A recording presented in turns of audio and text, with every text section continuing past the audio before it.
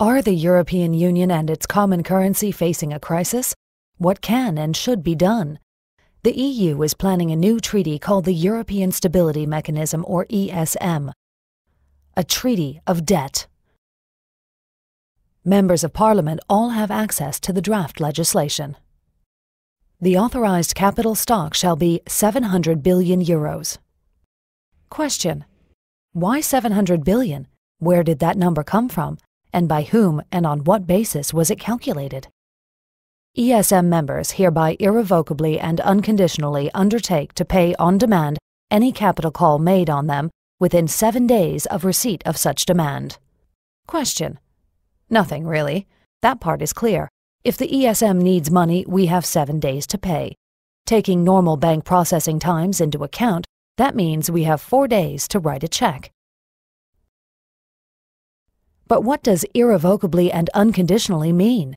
What if we have a new parliament, one that doesn't want to transfer money to the ESM? Do we have to pay anyway?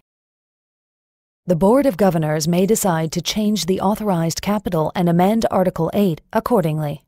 Question: pardon me? 700 billion is just the beginning? The ESM can stock up the fund as much as it wants to, any time it wants to? And we would then be required, under Article 9, to irrevocably and unconditionally pay up?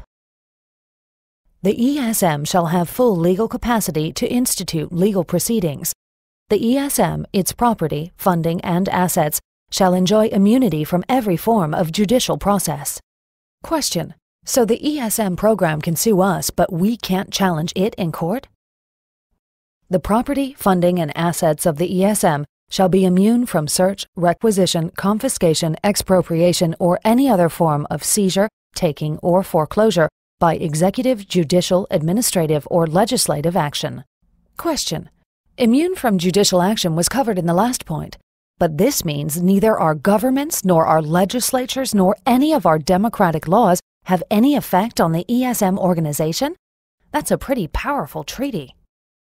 Governors, alternate governors, directors, alternate directors, the managing director, and staff members shall be immune from legal process with respect to acts performed by them and shall enjoy inviolability in respect to their official papers and documents.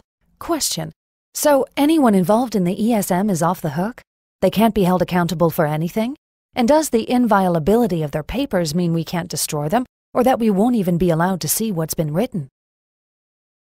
The treaty establishes a new intergovernmental organization to which we are required to transfer unlimited assets within 7 days if it so requests.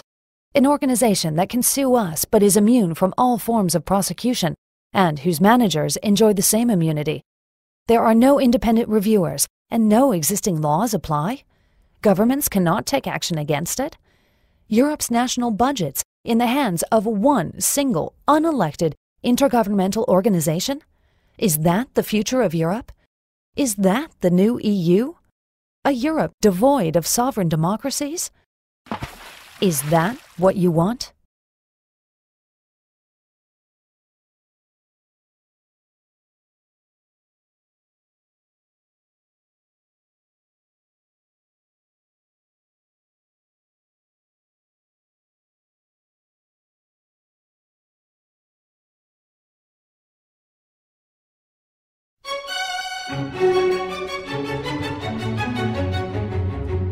What is the most commonly used word in association with the euro?